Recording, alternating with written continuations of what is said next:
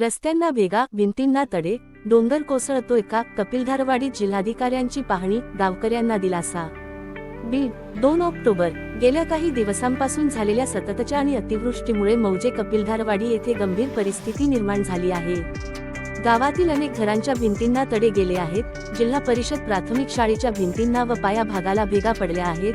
तसेच कपिलधारवाडी ते मन्मथस्वामी मंदिर देवस्थानकडे जाणाऱ्या मुख्य रस्त्यावर मोठ्या प्रमाणात भेगा पडल्यामुळे लोकांमध्ये भीतीचे वातावरण आहे. डोंगर परिसर सरकतोय का, कोसळतोय का, अशी भीती ग्रामस्थांमध्ये व्यक्त केली जात होती. जिल्हाधिकारी जॉन्सन यांनी ग्रामस्थांशी चर्चा करून परिस्थितीची माहिती घेतली. त्यांनी सांगितले की हा प्रकार नेमका कशामुळे घडून आला यासाठी तांत्रिक समितीमार्फत तात्काळ तपासणी करण्यात येईल.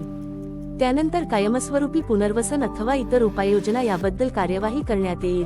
दुहेरी अवतरण चिन्ह. त्यांनी पुढे सांगितले की ज्यांना नरेगा अंतर्गत मजुरीची कामे आवश्यक आहेत त्यांना तात्काळ कामे उपलब्ध करून दिली जातील. विद्यार्थ्यांना जवळच्या शाळेत जाण्याची व्यवस्था शिक्षण विभागामार्फत केली जाईल. तसेच मन्मथस्वामी देवस्थान येथे स्थलांतरित गावकऱ्यांची पूर्णतः व्यवस्था प्रशासनामार्फत करण्यात येईल. दुहेरी अवतरण चिन्ह.